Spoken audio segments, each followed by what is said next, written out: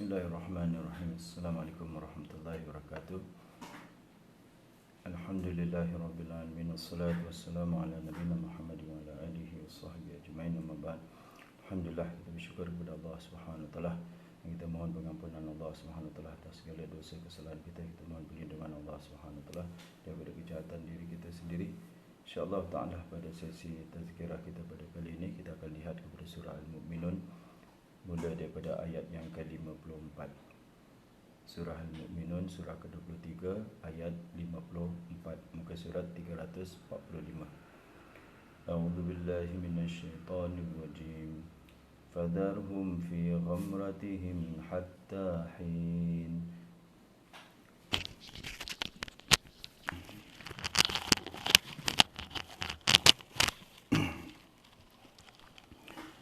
أعوذ بالله من الشيطان الرجيم فذرهم في غمرتهم حتى حين أيحسبون أنما نمدهم به من مال وبنين نسارع لهم في الخيرات بل لا يشعرون إن الذين هم من خشية ربهم مشفقون والذين هم بآيات ربهم يؤمنون والذين هم بربهم لا يشركون والذين يؤتون ما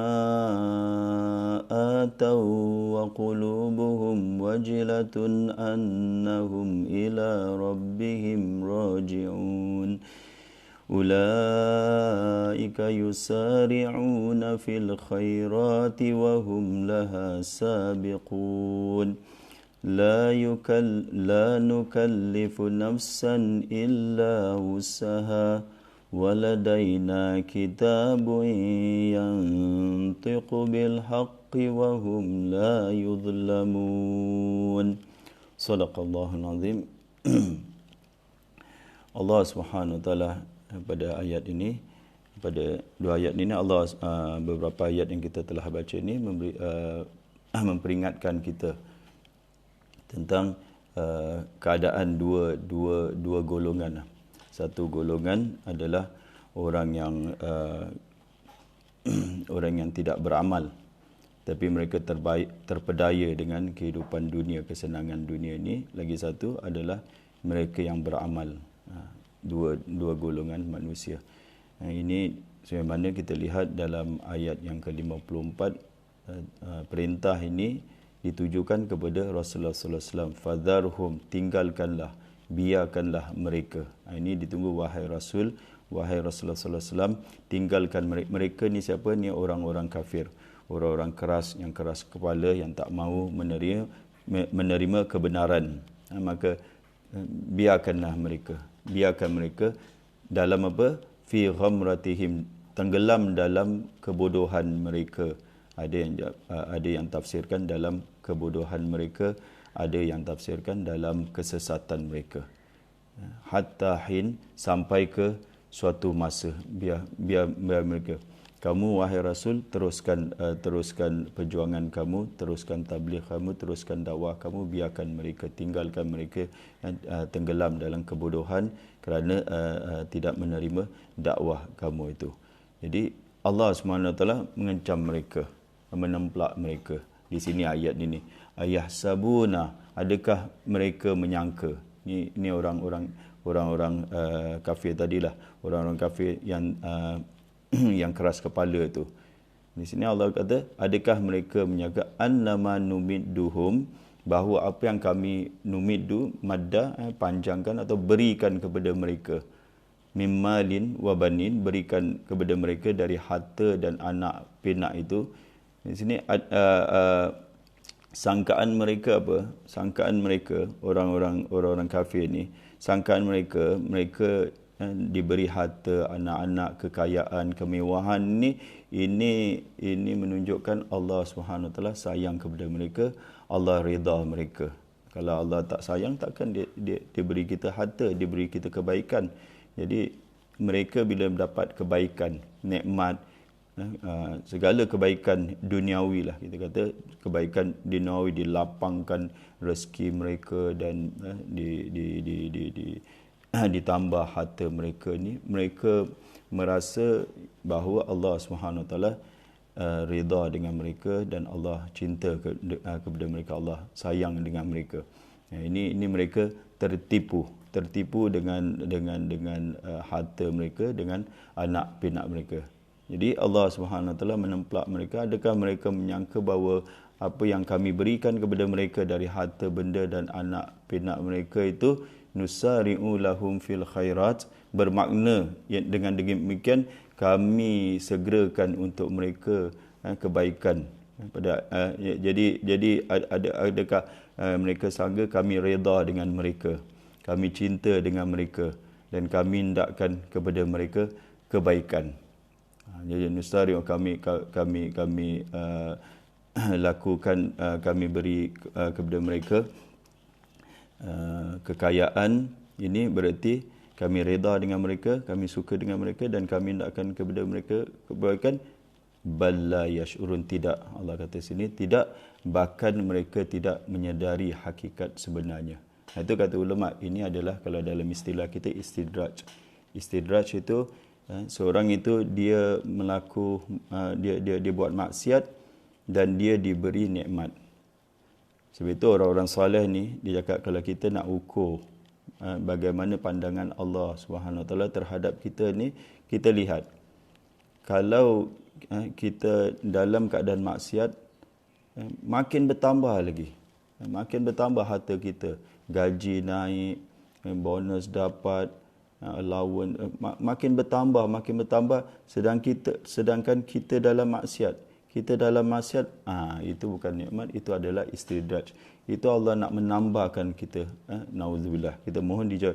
Allah nak menambahkan lagi bagi seorang itu dosa, tambah dia dosa sampailah dia diazab di akhirat, supaya dia tak sedar, untuk lalaikan dia, untuk dia tertipu dengan pemberian itu. Dengan pemberian itu dia ingat Allah Subhanahu Wa Taala suka dengan dia.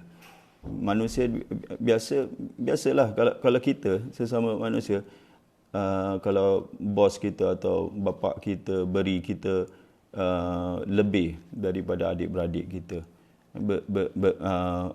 beri kita contohlah duit lebih, pemberian lebih daripada adik dia lain. Biasanya manusia bila dia dapat lebih daripada bapa dia ke, atau daripada bos dia ke, atau siapa sajalah, dia dapat lebih daripada orang lain, dia ingat kebiasaanlah, bos aku lebih suka kepada aku, sebab itu dia bagi aku lebih.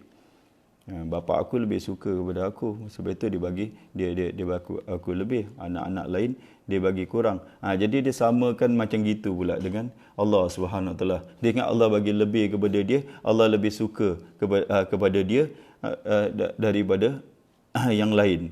Itu Allah cakap balla yash'urun, mereka tidak menyedari hakikat sebenarnya. Ini kita insaf, tuan-tuan, kita insaf.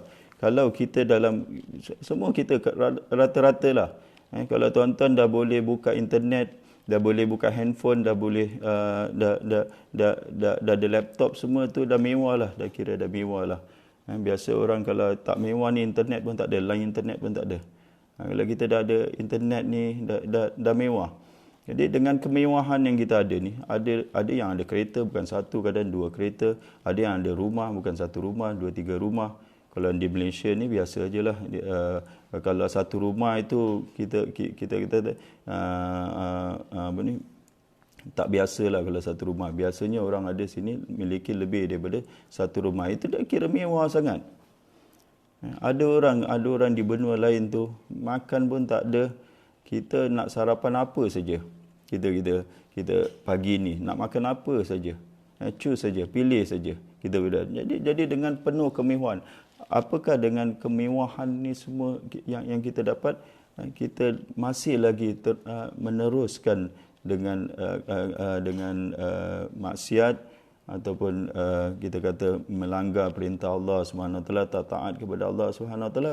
Ingatlah itu adalah istidraj. Itu Allah Subhanahu Wa Taala biarkan kita biarkan kita, hanyutkan kita, biar kita lalai dengan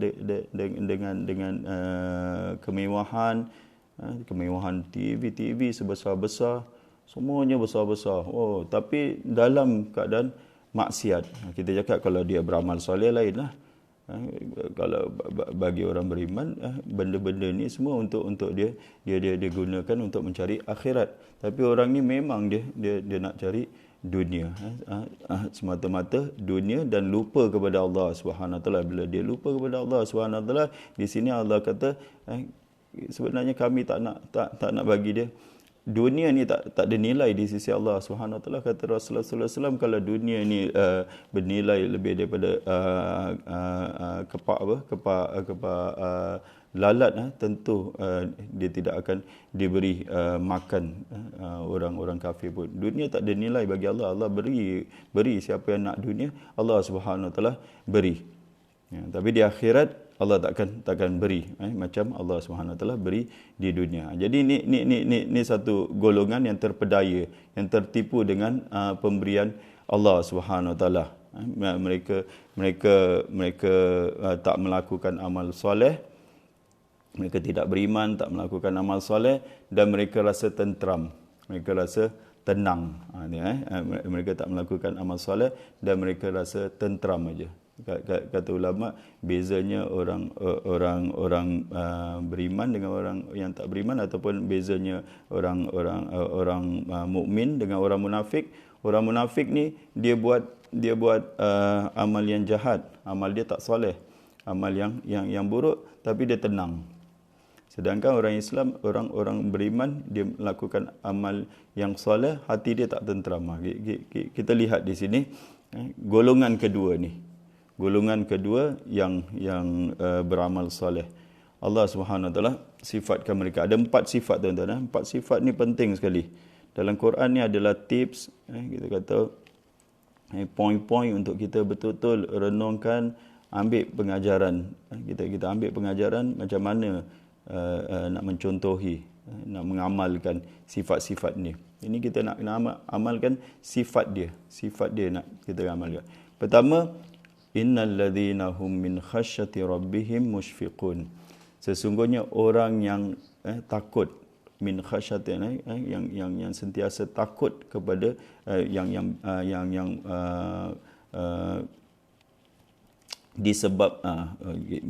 disebabkan takut kepada Tuhan mereka. Sungguhnya orang yang disebabkan takutnya kepada Tuhan mereka, mereka sentiasa bimbang. Musyfiqun. Musyfiqun ini dia takut kepada Tuhan dia. Dia takut apa? Takut akan azab Tuhan dia. Dia takut akan dia melanggar larangan Tuhan dia. Dia takut dia tidak mendapat keredaan Tuhan dia. Jadi bimbang saja dia terhadap Allah Subhanahu Wa Taala. Hidupnya ni penuh dengan kebimbangan. Bimbang, takut dia mendapat kemurkaan Allah Subhanahu Wa Taala. Kalau orang ni lah, kalau hidupnya, kalau sifat dia takut akan contohlah, jangan cakap Allah Subhanahu Wa Taala, kita ambil contoh hidup di dalam kehidupan dunia saja. Kalau orang ni dia takut dengan government, dia takut dengan kerajaan. Apa kerajaan cakap, dia tak keluar rumah. Dia takut, aku keluar rumah nanti kena fine, kena denda, kena compound, kena heret ke mahkamah, kena ini. Dia takut agak-agak dia nak buat kesalahan tak, tuan-tuan? Kalau orang ni dia tak akan buat kesalahan. Dia ada perasaan takut. Dia ada sifat takut aku dengan denda, dengan compound apalah, dengan di charge di mahkamah. Dia akan diheret ke mahkamah kerana kena melanggar perintah kerajaan, perintah government. Dia akan menjadi orang yang taat kepada kerajaan lah, taat kepada kerajaan. Tengok, itu saja. Kalau kita kaitkan dengan Allah Subhanahu Wa Taala, jadi perasaan takut ni mesti ada. Perasaan first kali takut akan kemurkaan Allah, takut akan azab siksaan Allah Subhanahu Wa Taala, takut akan api neraka, takut akan warning Allah Subhanahu Wa Taala, amaran Allah Subhanahu Wa Taala. Semua ni kalau tersimpan dalam diri seorang ini kita kata ini sifat yang pertama. Ini yang kita cakap yang asas yang pertama sekali adalah takut kepada bimbang hidup dia dalam keadaan takut. Bila seorang itu takut, hidup dia akan luruslah. Dia takkan melanggar perintah Allah. Dia tak kisah apa saja rugi di dunia pun dia tak takut. Ada orang kita tengok dia sanggup rugi dunia dia rugi dia dalam perniagaan dia tak nak terlibat dalam riba, urusan riba. Dia ada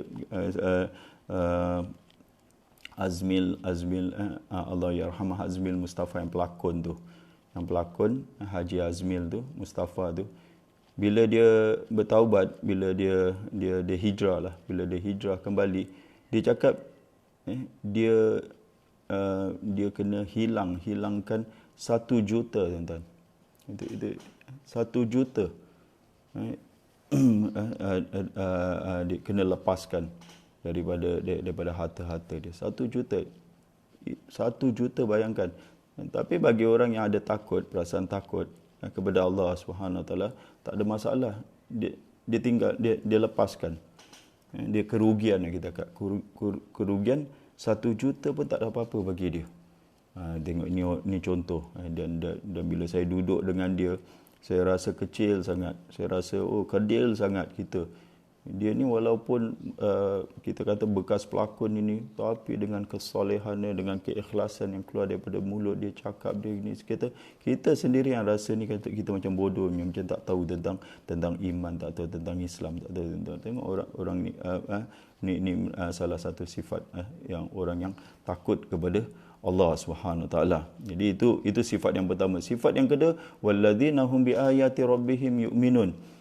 Itu orang-orang yang beriman kepada ayat-ayat Tuhan mereka. Kata ulama ni, dia bukan percaya je, dia tadabbur, dia baca, dia cuba memahami dia, dan dia cuba tadabbur, dan dia cuba mengamalkan dia. Itu iman. Iman bukan aku percaya je kitab Allah tapi tak buka kitab pun.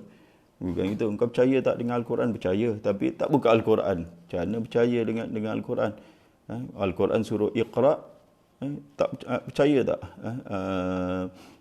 akan firman Allah? Percaya. Iqra, Tuhan suruh baca untuk dapat ilmu pengetahuan, dia tak buat, berarti percaya macam mana tu? Kalau kita percaya dalam Al-Quran ini sebagai rahmat. Sebelumnya kita lihat sebagai rahmat, sebagai sebab untuk kita mendapat rahmat Allah SWT. Kalau kita percaya, kita buka Al-Quran, dan bila kita baca Al-Quran, baru bertambah lagi kita punya kepercayaan kita. Zadathum imana. Dalam ayat yang lain, apabila dibacakan kepada mereka ayat-ayat Quran, bertambah lagi iman mereka. Bertambah. Jadi kita nak dapat penambahan iman setiap hari adalah dengan buka Al-Quran. Bertambah iman kita. Iman kita, ayat ayat Allah ni, satu Al-Quran dengan ayat-ayat ciptaan Allah Subhanahu Wa Taala. Alam ciptaan Allah Subhanahu Wa Taala juga ayat-ayat Allah, 2. Jadi di dalam rumah adalah Al-Quran, keluar rumah kita lihat alam ciptaan Allah Subhanahu Wa Taala, bertambah kita yakin kita kepada Allah Subhanahu Wa Taala, bertambah lagi keimanan kita.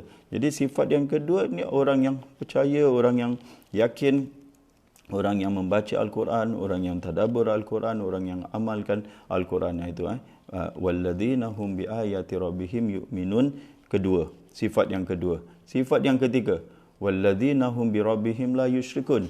Dan mereka adalah orang yang tidak mempersekutukan, tidak mensyirikkan yang lain dengan Tuhan mereka. Di sini ulama cakap ada syirik ni ada dua macam syirik. Satu syirik besar.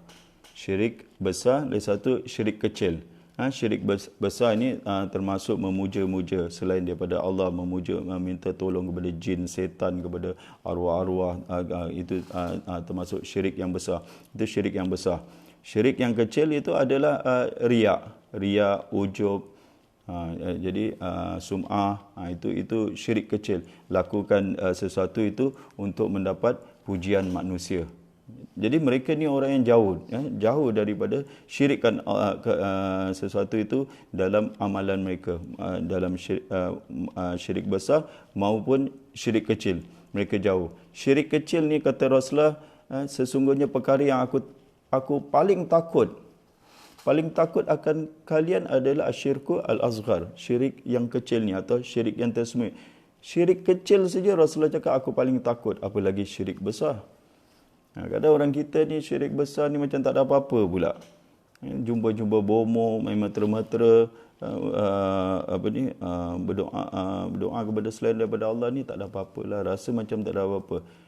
Syirik kecil Rasulullah dah takut, apalagi syirik besar. Syirik kecil ni habis langsung, kita buat amal ibadat langsung tak dapat apa-apa pahala, tak dapat ganjaran, bahkan diseksa oleh Allah Subhanahu Wa Taala. Ini sifat yang ketiga, itu mereka tidak syirikkan Allah, syirik besar ataupun syirik kecil. Kemudian selanjutnya adalah walladzina yu'tuna ma ataw wa qulubuhum wajilatun annahum ila rabbihim raji'un, dan orang yang memberi apa yang mereka berikan. Jadi apa yang mereka beri, yang paling paling utama sekali makna dia adalah memberi nafkah ataupun infak di jalan Allah Subhanahu Wa Taala. Tapi ulama dalam tafsiran ni, ulama mentafsirkan mereka memberi apa saja, bukan infak. Mereka beramal soleh lah.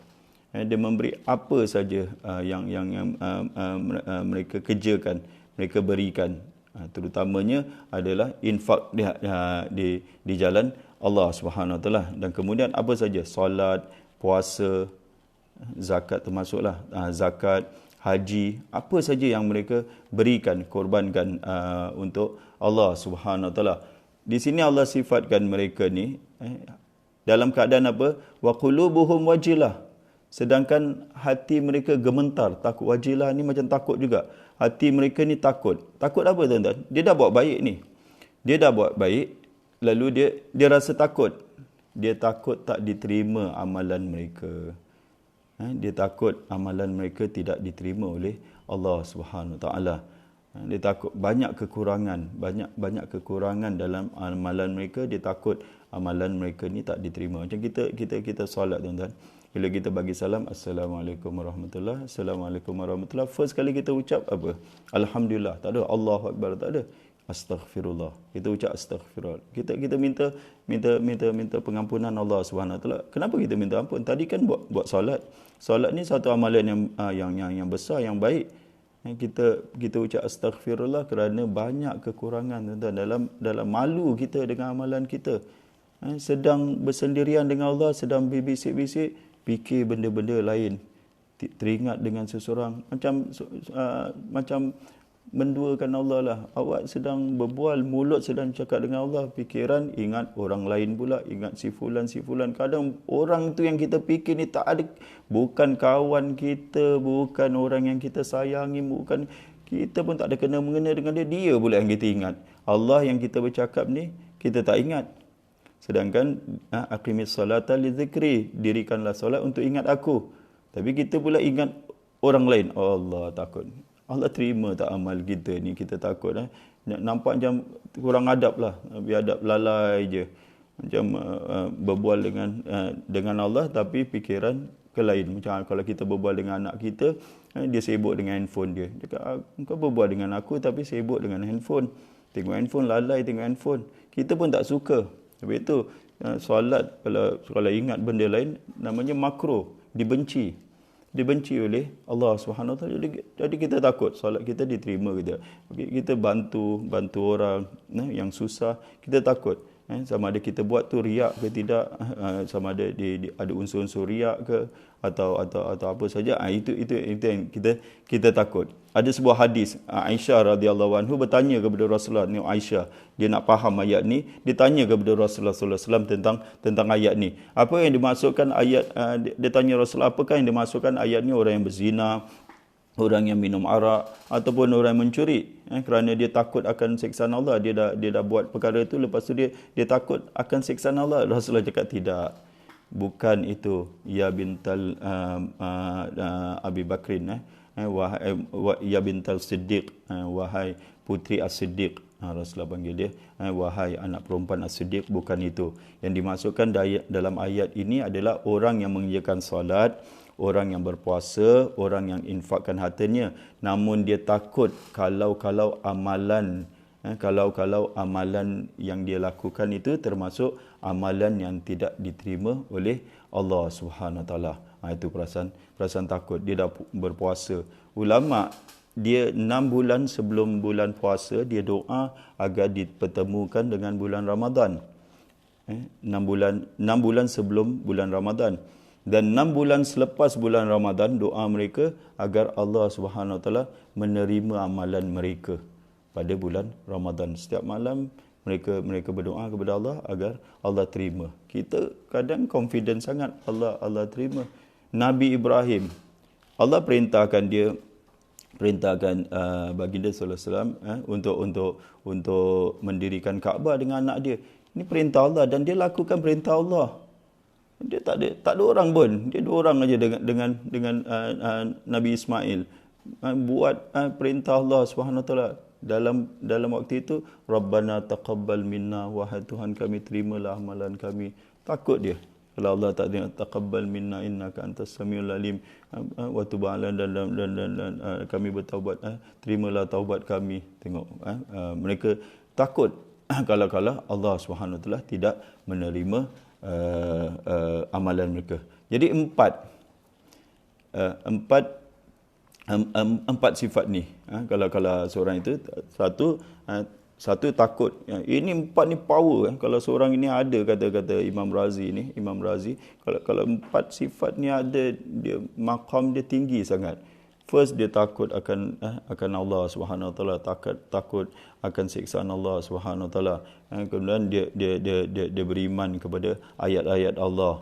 Yang ketiga, dia tidak syirikkan Allah Subhanahu Wa Taala. Keempat, dia takut juga, dia bimbang juga, dia takut juga amalan dia tidak diterima oleh Allah Subhanahu Wa Taala. Ini kalau orang ni dia ada 4 sifat ni, Allah ini khabar dia.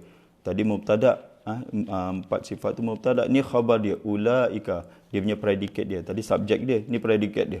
Ulaika yusari'una fil khairat, mereka itulah orang yang segera mengerjakan kebaikan. Itu sebenarnya yang mendapat kebaikan, wa hum laha sabiqun, dan mereka itulah orang yang mendahului orang lain pada mencapai dia. Kita mereka itulah orang yang bersegera untuk melakukan kebaikan. Kita pada masa kita sekarang, pada COVID-19, penyakit ini tersebar, kita lihat ramai orang yang bersegera buat kebaikan. Bila kita baca sana sini, sampai saya baca dalam berita OKU pun, orang yang tak ada tangan pun dia jahit untuk penutup muka, untuk frontliner, untuk pekerja-pekerja kesihatan. Mereka lakukan. Ustaz ni Ibid Ali, Ibid Liu, dia pergi sana sini di rumah orang ni buat. Allah, saya cakap, apa yang aku buat?